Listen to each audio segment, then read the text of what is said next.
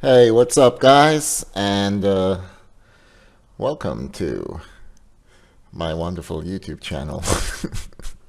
All right, anyways, I'm gonna do a study session, I guess. There's like not so much action. I mean, to be honest, iPoker's been bugging out, and I had to sit out of a hand with pretty much the nuts. And the guy just bet one big blind on the river, and I timed out because the internet was all messed up. So I decided to just not play today. So figured it's a good time to just study a bit and record a session. And also, yeah, I'll probably write a blog post today since I got some free time. And so this is just one of the methods that I use to study. Like, there's several different ways that I enjoy studying, but yeah, this is just going to be one of them. So today, what I want to do is I would like to put myself. I'd like to put myself in the shoes of Villain and kind of get inside his head and understand his thought process. So instead of looking at the hand from my perspective, I'm going to look at the hand from Villain's perspective, or at least I'll try to. And so whenever I refer to myself, I'm going to be calling myself the idiot or this idiot, because I feel like a lot of people, when they play poker, they think that the other people they play against are idiots. I mean, even I do that sometimes. So, all right, we're going to do that. And yeah, when I refer to myself, or I say I'll be referring to myself as the villain, basically. So in this situation, the big blind is the other player, and I am the idiot with Ace Jack 7-5, the idiot. All right. And yeah, the purpose of this type of method of studying is not so much like to get the GTO frameworks and the theory down. It's more, I kind of, as I said, want to get inside the mind of Villain and how other players play and what they're thinking, and reinforce that into my thought process and just see some showdowns, basically. So I filtered for some hands that went to showdown from a recent session of mine, and let's start. So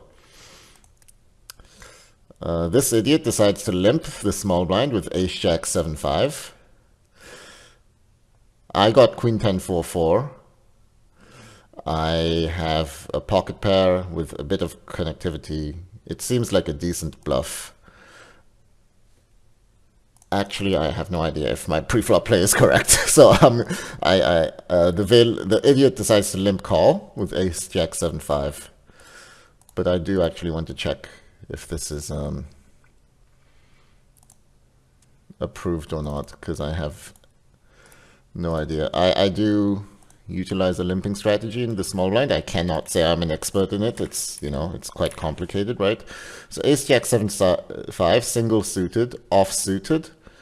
It's actually quite close, but we want to be suited to the 7 and not the Jack. So suited to the Jack would still be raising. All right.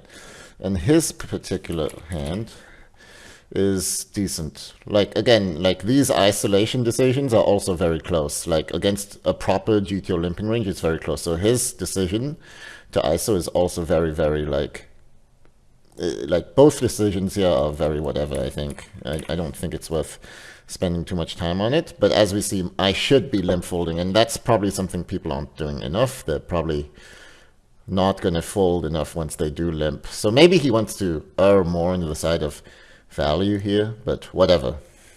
So anyway, the idiot decides to check, and I'm going to be checking back because I only have a pair of 4s. I do have a few future straight blockers, but otherwise, the idiot could definitely have like some straight draws or like an ace. The idiot checks again on the 2, and I turn my straight blockers, and so I'm going to start turning it into a bluff, especially because I have a spade. It seems like a good spot now to go ahead and bluff. I'm actually going to use a pot size bet here because I'm very polar, and I'm representing a straight because I obviously I'm isolating a lot of straights. I'm probably not isolating that many straights. I think the sizing choice, I think he could be going smaller and using, you know, even betting like naked ace king sometimes or something. The idiot decides to check on the river, and the board paired and brought a flush. He should probably have somewhat of a donking range. He's probably gonna donk sometimes, but the idiot decided to check this time, and I'm not going to barrel because I was representing a straight. So, you know, I have absolutely zero showdown here, but who cares? I can't win. I'm just gonna lose with my flush blocker and pair of fours. Yeah, I'm never slow playing a full house like this. I never have ace 5 in my range played like this, apparently. Alright, the idiot raises, pocket tens, and we get 2 calls. Alright, the idiot is gonna bet 40% of the pot.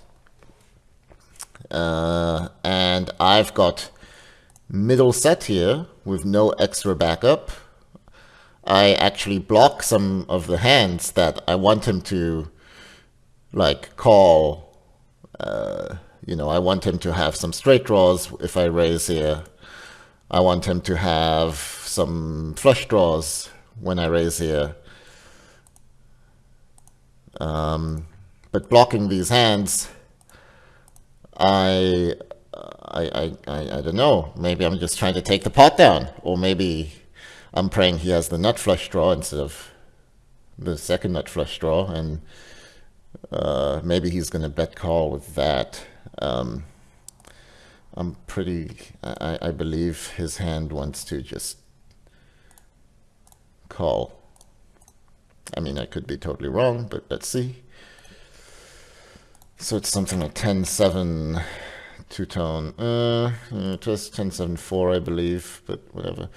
So for some reason the sizings are all messed up.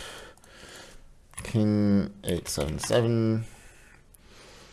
Yeah, he basically doesn't check raise too often. He doesn't have naked flush draws.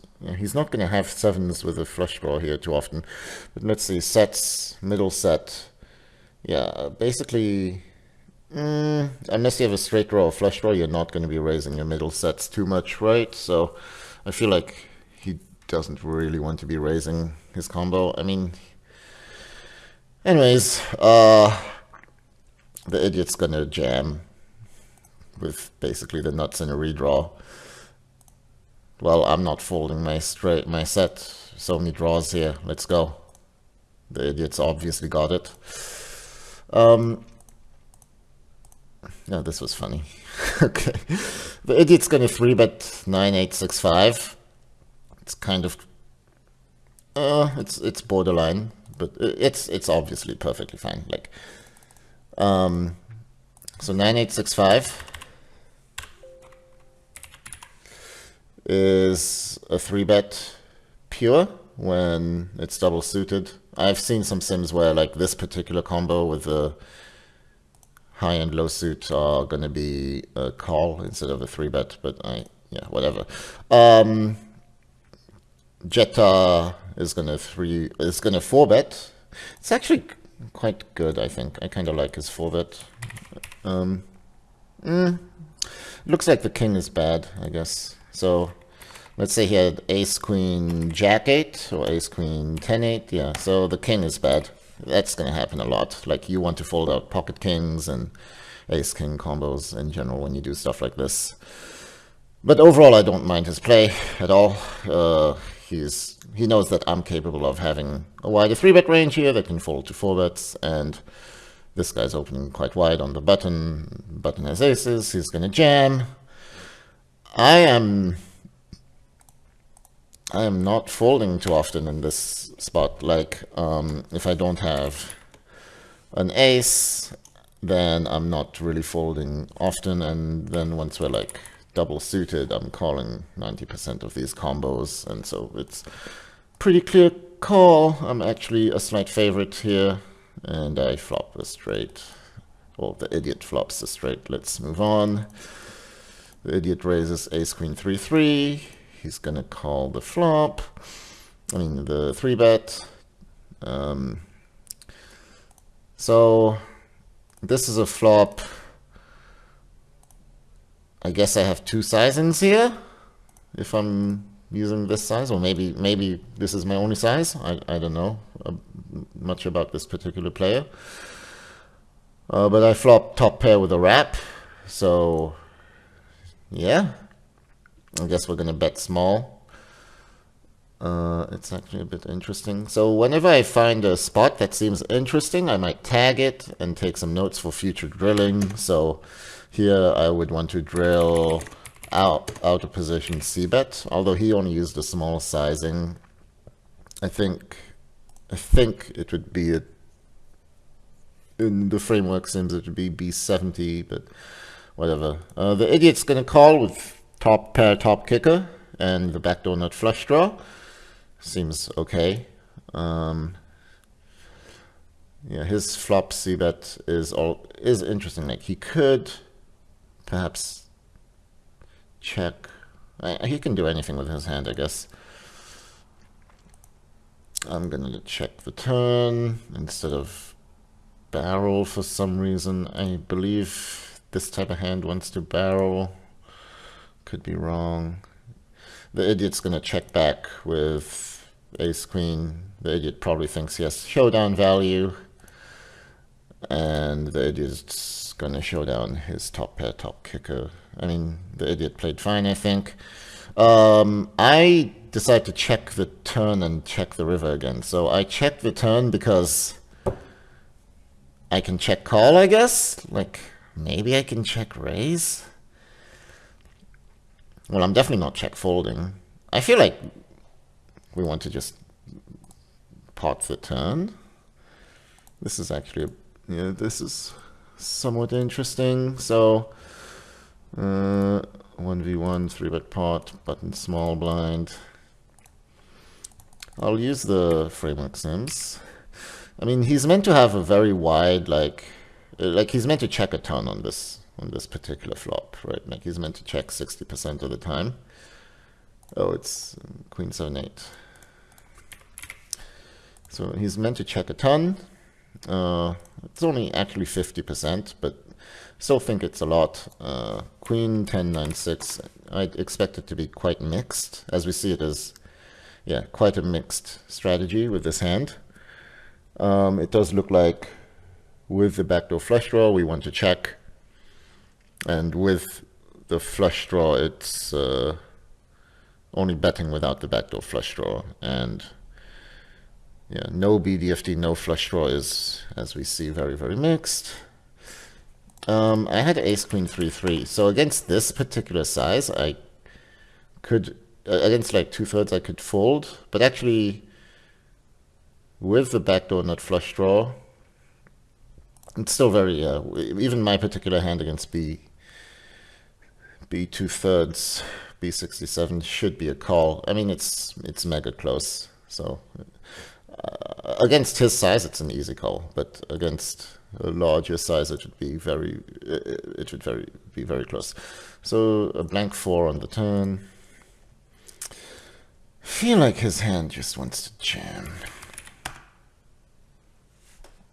So he's going to be checking with a flush draw or with a backdoor flush draw. He doesn't have either and neither. Yeah, he's mainly jamming, right? So he's only checking with the flush draw because those are able to like really trap. And without, he does want to check. So the 4 is not amazing. Like, I do have some 5-6, but whatever. Like his particular combo does still want to pot the turn. which makes sense. And I think ace queen 3-3 does not. Oh, I might bet it. I did not expect this much betting. Okay, I'm definitely not betting this often on this turn. All right, so that's something I want to look at,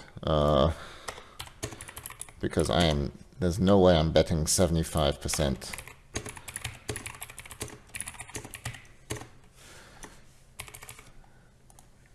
on the turn. That's very interesting turn, actually. Okay, so anyways, it goes check, check. His river play is probably whatever. Like, he has to check some straights. Yeah, actually, he's checking basically range. So his river play is probably, he understands that he's supposed to be checking close to his range on this river. I don't really think I should be bluffing top pair. One pair, top pair. Yeah, we need a straight blocker. Okay, let's move on. That's interesting. The idiot is gonna 3-bet aces. I am 40 big blinds deep. The idiot's gonna B25.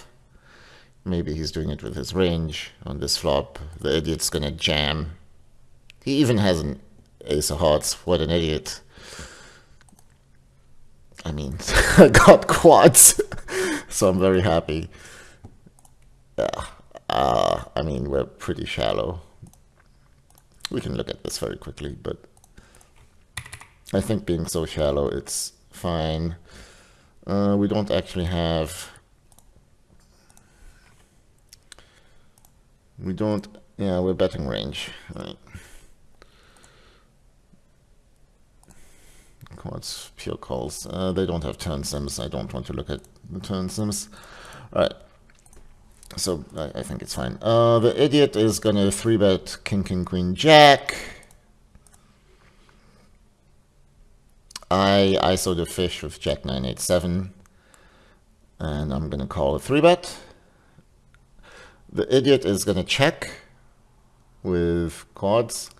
Obviously, when he checks on this flop, I think he's like mega weak, so I'm gonna bet half pot on the flop with absolutely nothing. I don't even have a backdoor flush draw. I do have 9 high, so you know, I'm trying to fold him off aces. Or I don't know. I don't think he's capable of checking a king. Why would he ever do that? A king is in my range. Okay, I hit a 9. So I can rep pocket 9s, pocket 4s, or a king now. I don't even need a draw. I don't even have hearts because the idiot might fold aces with hearts. I don't know. Alright, anyways. Yeah. Well, that is interesting. I'm not gonna look at that. That is a weird hand. Okay. That is a wild bluff. The idiot's gonna ISO. I'm a fish, so I have no idea what's going on. I'm just gonna limp call my king 8-7-5. The idiot checks. I have bottom pair in the second nut flush draw and a weak gut shot. So I hit the flop. This is clearly a reason to be betting. If I hit the flop, I bet. I don't care about future equity or future playability. Like, if I get raised, it's a disaster with my hand. But I hit the flop, so we're just gonna bet. Fuck. The idiot is raising me. But my hand's too strong to fold. I mean, I might win 3.4% of the time. Okay, the idiot checks on the 9. If he checks, he probably doesn't have a full house because the idiot can never be raising me with jack 9 or pocket jacks, like. And I have a lot of queen 10 in my range. maybe that's what. Oh, actually, I have a lot of jacks and jack 9 in my range. That's actually true. I do have a lot of jacks and jack 9 in my range. So let's start bluffing. Yeah, we're gonna start bluffing my hand. The idiot check calls. It's a blank. Checks me on the river, and I'm just gonna give up. I'm too scared to follow through. I don't block a jack or a 9. I am worried that the idiot now might just have jack 9 or pocket jacks, or he might just be a station who refuses to fold like a straight or something. So, you know, I took my stab on the turn, and I'm not gonna jam the river.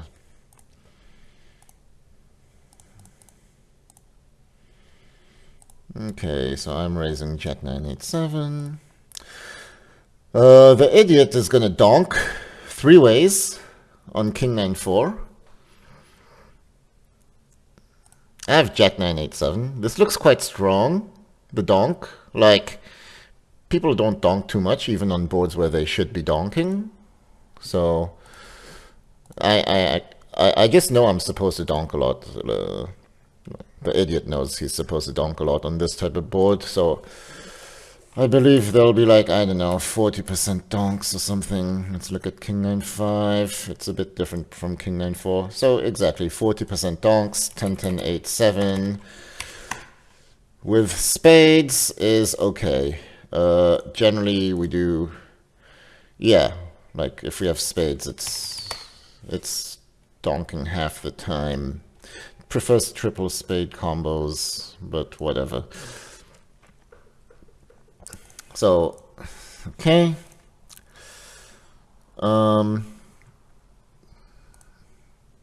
Anyways, I'm just gonna call. I have a pair and flush draw. The idiot now decides to check the turn.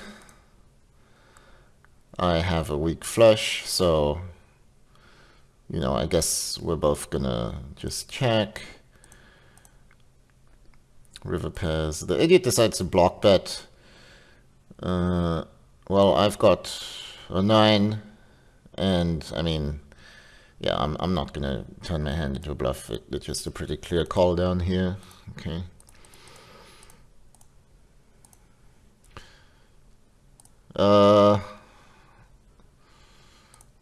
Okay.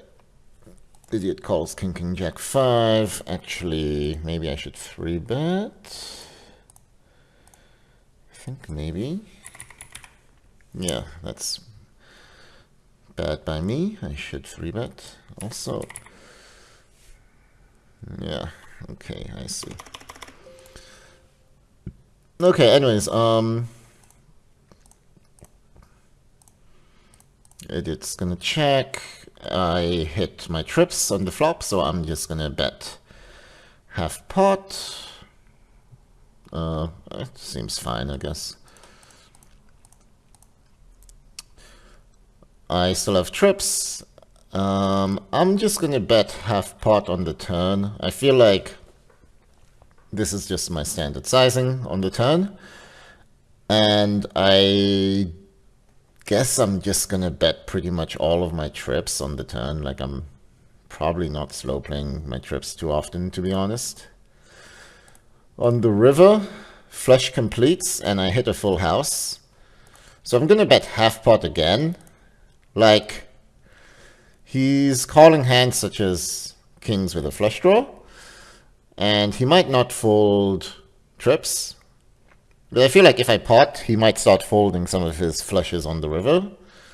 So I guess I'm just going to go half pot and try to get max value from the flushes, which is probably a bigger part of his range. Yeah, I think that's what my thought process is here. The idiot, yeah, perfect. He has a king eye flush, which he's just going to call down with. Fucking idiot. Okay. What's happening here? Idiot checks back. I'm a fish. I flopped middle set. I'm gonna pot the flop with my middle set, obviously, in a limped pot. Idiot's gonna check call with an open ender. I'm gonna barrel b70 or so. Idiot's gonna check call with a open ender and a nut flush draw. Both seem fine. Idiot decides to check the river, no donks. Okay. I'm just not, yeah, I have a bit of showdown. I have showdown and no point in value betting or bluffing. Nothing too amazing here.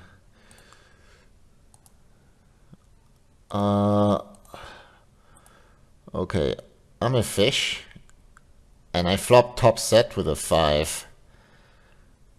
I'm gonna do a sneaky check here. It's actually a surprisingly good check, which I wouldn't expect a fish to find.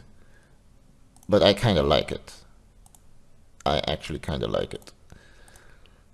Because he's blocking... let's look at 742. He's blocking a lot of stuff that I could continue with. So like... he has to check... he has to bet 95% of his 7s, but with a 5, it goes up to 16, and with an ace 5, this is the type of hand that he does actually enjoy checking. Now, he should be betting without a backdoor flush draw, but I mean, I'm pretty surprised he found this. It's quite good, actually, and tricky. 4 comes on the turn.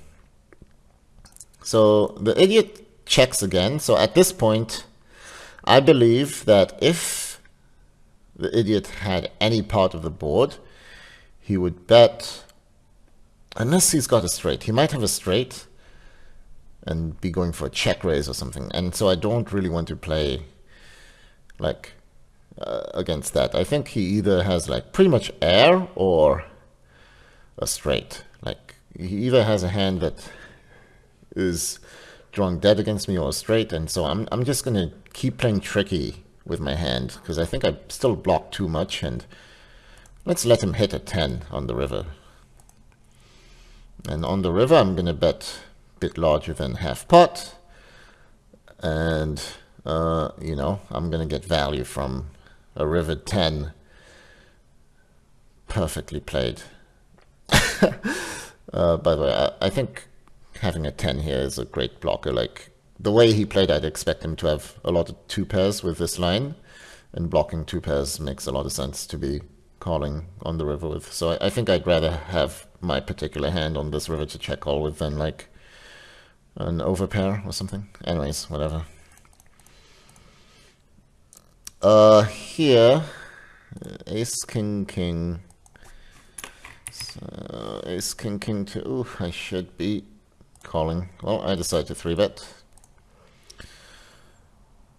Well, okay, this hand is out of line. This hand is honestly also a fold pre, but whatever. Okay, the idiot's gonna pot here. Well, he's probably pretty strong. Actually, I think I might have made a mistake. I mean, I do have an overpair, a flush blocker, and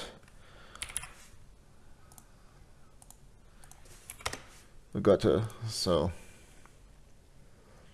yeah, it's not good. So the big blind, ace, king, king, 2. Yeah, so we actually have like a half potting range on this flop, and so I feel like my hand, or diamond, no diamond, diamond. Oh, it doesn't even want to do that too often. I mean, king of diamonds gets to do it sometimes, but not really. Yeah. What about ace? Ace, king, 2. That prefers it. What about, like, ace, ace? I don't know, 8, 2? That's almost pure now. 7, 2 is really like pure. Okay, so the purpose of these like half pot bets is because you can actually end up folding, right? So if it goes all in, like half pot all in, or then we can have like oh sorry, call ace ace 2, no diamond diamond. We're basically able to fold all of these. So yeah, this hand really didn't need to pot at all.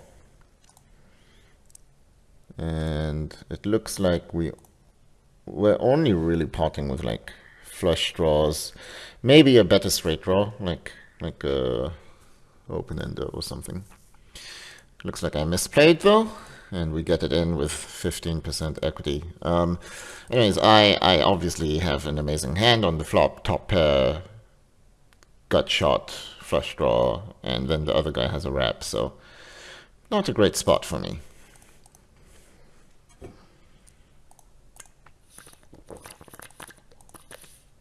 Okay, so the idiot opens on the gun, and I have ace, king, queen, jack.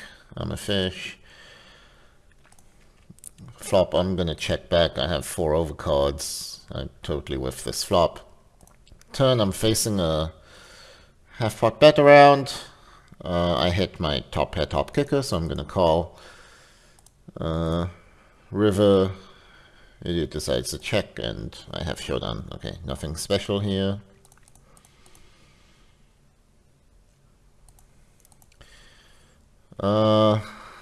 Yeah, I don't have a donking range out of a big blind on this flop, especially not against MP.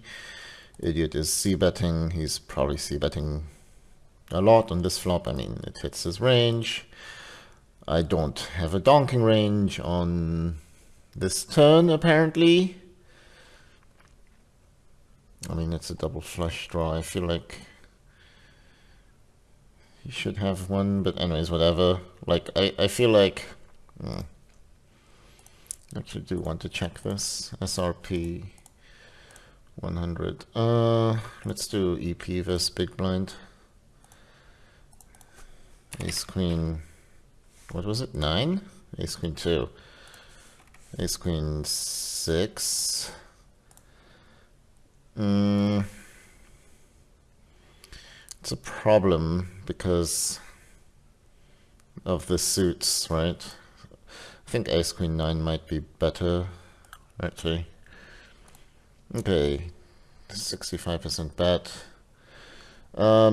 Yeah, so he decided not to check raise. Like, he doesn't want to check raise without the flush draw. 10 of diamonds. So he does get to have 20% donks here. So I feel like, yeah, I feel like his hand is okay, but not really, actually. Okay, well played then. My hand, I don't think we're really betting too much 2-pair,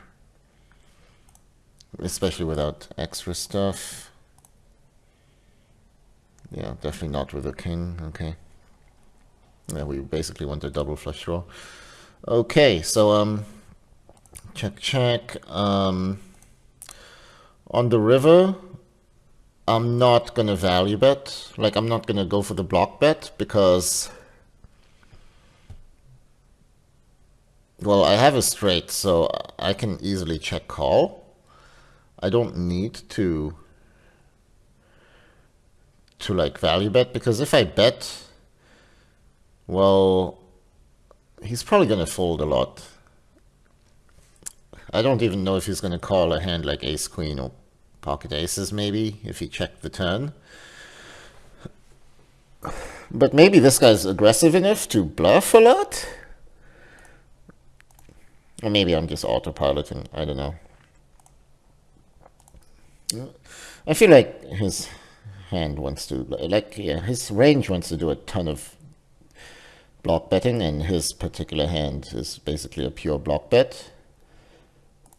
So if he does it, if he plays like, if he's trying to play like GTO in this spot, he would want to basically pot or check the nut flush. Maybe you can block bet with 3 or 4 card nut flush, but then all your other flushes kind of mix between block and check. Like second nut flush can also go for the check raise. And then most of your straights just want to block. And then your two pairs and sets check, and then your one pairs are going to be bluffs, basically. So that's generally how this spot works. And so I don't understand how the spot works. I think instead of blocking and trying to get value from like aces or set or ace queen and like avoid facing a larger bet, because if I check, I'm going to be facing half pot or bigger, and the range is mainly going to be flushes. Like that's what I'm repping. That's what the idiot is repping. And so I cannot fold to half pot. So straights definitely with a flush blocker cannot fold. Well, even without a flush blocker. So, you know, I was going to go for the check call on the river, but I guess I don't understand this particular spot. So, yeah, I mean, this is like somewhat interesting river because it shows that like a lot of people won't be value betting enough here, especially for the small sizing. And the small sizing puts my range into quite a tough spot. Like I have to fold sets quite often actually, and two pairs. And it's honestly quite hard to fold sets and two pairs, but that's what we should be doing. And basically all one pairs are folding or raising as a bluff. So yeah, I think like since people aren't using the strategy enough, it means that, well, I probably don't want to be bluffing too much without like absolutely amazing blockers as in position in this particular situation. Anyways, the idiot raises on the button.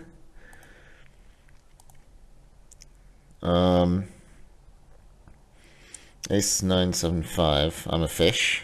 I'm gonna bet my two pair on the turn. I mean, I have top and middle pair. It doesn't seem too bad to bet. I do also have an open ender. Yeah, seems reasonable. I also have a flush blocker. On the river, apparently I still have a bit of showdown with ace 9. I block all the full houses. I also block the straights. And I can clearly fold out a hand like this, but I'm not going to do it because I'm just an honest fish. Fish are honest, so... Okay, that's good to see. We can fold more. Idiot 3-bets me. The idiot's just going to pot on this flop. I have an overpair and a gutter. Okay, whatever. That is a short stacker. The idiot is c-betting on this flop. I've got top and bottom pair with a flush draw, so again I'm short stacking. I'm also a bit tilted from the last hand that I lost. So let's just fast play and get it in with anything that's reasonable on the flop. Why not? I mean, I think it's fine. Is this a 3-bet? Probably not. I think with the bet good suits... Oh my god, my Monka froze. No, it's open, okay. So I think ace king 6-4 with a good suit 3-bets here. And then this one calls, yeah, so you want the good suits in order to 3-bet. Okay. I'm gonna size down to B40. Only bet 3 big blinds into 7.5 because, like, I have massive fold equity, but I do want to bet a lot of my ace-x for value. I actually kind of like his play here. I think it's good strategy on this particular type of ace-high board to size down and bet even wider. So I'm totally fine with this play, to be honest. Turn, I turn an open-ender. I'm just going to B70. I'm not sure. I'm just going to use like a more mergy strategy on this turn. I turn an open-ender, so why not? Let's barrel. The idiot's going to keep calling me with ace-king. I hit the second nuts on the river. That's nice. We're going to pot. Oh wow, the idiot decides to call me with ace-king. Nothing but top pair, top kicker. And blocking the nut straight. Seems kind of wide. This guy is obviously a massive station. The way I played my hand, I think it's, yeah, the way Odomtiu, the other guy, played his hand, I kind of like it. I think it's fine. I do think my call down is kind of optimistic. I mean, I don't know. You see, that's the thing when people use these strategies that aren't really in solvers or in GTO land. It's hard to really study these, so you know, it puts us into like these guessing, leveling wars. I think his play is reasonable, and I think I might have made a mistake here, but it's okay. Okay, here I've got ace, king, king, 4. So I got 2 pair with the king of diamonds blocker. I'm just gonna see that, try to take the pot down. The idiot's gonna call me. I have the king of diamonds. That's a very relevant blocker. Yeah, so we've seen him use this sizing before as well, so it seems like he's not potting too much. Anyways, the king of diamonds blocker is good, so I'm gonna be using that on this turn in order to bluff. I do have a bit of equity with my 2 pairs as well. Seems reasonable. I mean, I don't think you have to do it, but it's okay. On the river, we just saw the idiot call me down very light with like top pair, top kicker. And on this river, it brings the 4 flush. So the idiot is less likely to fold when a 4 flush comes. So I have like probably a pure bluff in GTO land. Like, realistically speaking, my 2 pair here has 0 showdown value. And so I have the best blocker, and so I think in GTO land this is going to be a pure bet on the river. But we know this guy, this idiot, is a massive station, so we're definitely not bluffing him after what we saw him call down with previously. We're definitely, yeah, we're definitely just giving up against this idiot. So it shows that if you have a reputation as a station, some guys will stop bluffing you. I don't actually know if I'm a station, but maybe that's what some people think. The idiot's gonna bet with mid pair and weak gutter and a king of clubs. I'm a fish, I have a wrap. Let's call, not wrap. Yeah, we don't really want to donk on the turn, so let's just hope he checks back and we can see a river. He does. We're not going to be betting the river because we block the king, we block the queen, but maybe he could have like king 9, or maybe he could like bet check bet with a 2 pair or set or something at this point, or maybe he could just bet check bet as a bluff, right?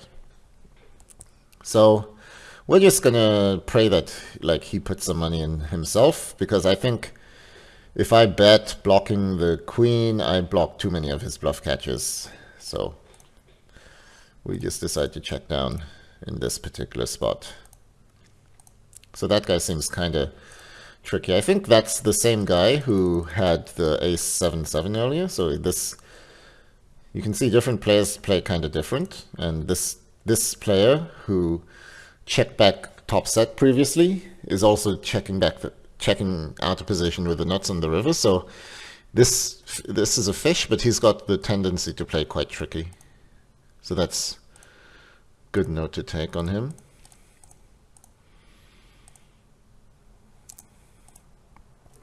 check on the flop. So I don't want to run into the nut straight. I think if I bet here, I'm basically just getting called by the nut straight, or, well, I mean, he's not folding a set either, but like whatever. Maybe I don't get to have a betting range. I actually have no idea how this spot plays. So what is it? King Jack 10. Check, check, queen. There is a bit of betting, but yeah, probably 10-9, no ace. Yeah, his hand doesn't want to do anything. My hand doesn't want to do anything, I think. Yeah. So like, we should both be checking a lot. Even nut straights here, as in position, needs to be checking a ton, actually. Probably something that's not happening too often. And on the river, I'm going to check because I have a weak flush. And I don't want to face a raise. And I think like I'm just gonna let him bluff. Like I think if I bet for value, he's folding everything that I want to get calls from. I think he's gonna fold like all his sets, all his straight. Well, he doesn't really have straights like ace high straights because who checks back the ace high straight on the turn? So yeah, I'm just gonna be checking, but actually he should actually be potting. Okay, but let's say pots.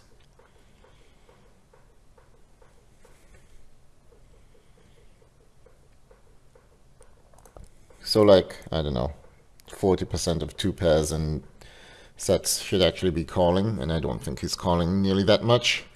So we're just going to check and hope that he can bluff, or yeah, basically hope that he can bluff, which apparently he can. Nice. I have no idea if this is good. With spade, no spade, spade. Yeah, I should check. So maybe I'm over bluffing. Maybe not. I mean, apparently yes. Yeah. Apparently, like we want. I mean, we don't even need a flush or straight blocker. We can just bet. So it's, I don't know. I feel like I had zero showdown with a flush blocker. Seems okay. I'm a fish. I'm gonna limp a wide range. This idiot limped behind with ace 9 3 3. I flop mid pair with a flush draw. It's a weak flush draw. Basically, if I hit the flop, I'm gonna bet. I just let people know exactly what I have. I mean, now I'm letting people know that I have something, not necessarily exactly what I have, but I hit the flop in some way. Okay, now I hit a two pair, so we're gonna barrel. We also have like a flush draw to go with it. This idiot is gonna call again.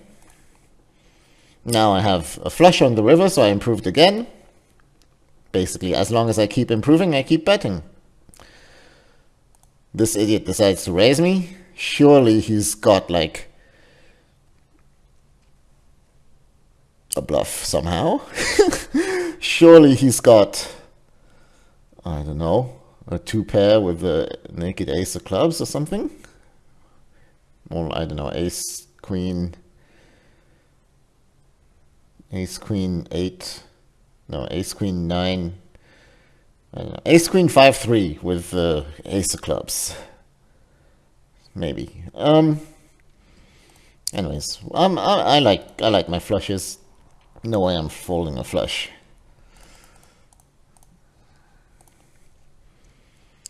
Okay. I'm a fish, I think. This idiot is gonna c-bet the flop. I mean, I have top 2 pair with the king of spades. Well, against the c-bet, I'm just gonna raise really small. So I have top pair with a nut flush draw. Like, it's a pretty good hand, but it's like not amazing because I don't have like additional equity on top of that. I don't have a straight draw. In addition, my other 2 pair outs are kind of limited because I have a pair in my hand. And my kick is not like the strongest either. So I'm just raising because, I don't know, I like my hand. So I'm going to let him know I like my hand by just raising small, right? Like a small raise. That way I give him the option to reshove or repot, which is not what my hand wants, but like, I mean, I'm not folding if he does repot anyways. I think maybe he uses different raise sizings. I don't know. Maybe he doesn't. Maybe this is just, maybe this is the only raise size I use. So, you know, I hit something decent, I'm gonna raise. Just let him know. Straight comes. This idiot decides to donk. Small donk on the turn. Yeah, quite interesting. But he must be saying he has a straight, right? That's what he's saying. Anyways, I obviously have the nuts flush draw. On the river, the idiot decides to check, and I have some showdown with my ace, so we're gonna go to showdown, and this idiot had ace 7. Wow. Alright, last hand. Aces. Okay, check, check. Check. I hit a flush draw on the turn, so I'm just gonna bet. I'm not even gonna bet big, I'm just gonna bet half pot because I hit a flush draw, so let's just try fold out some air. We didn't fold out air and the board paired.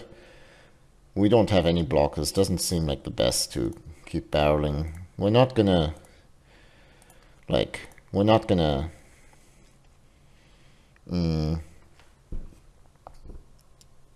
like, he's more likely to call with naked aces now.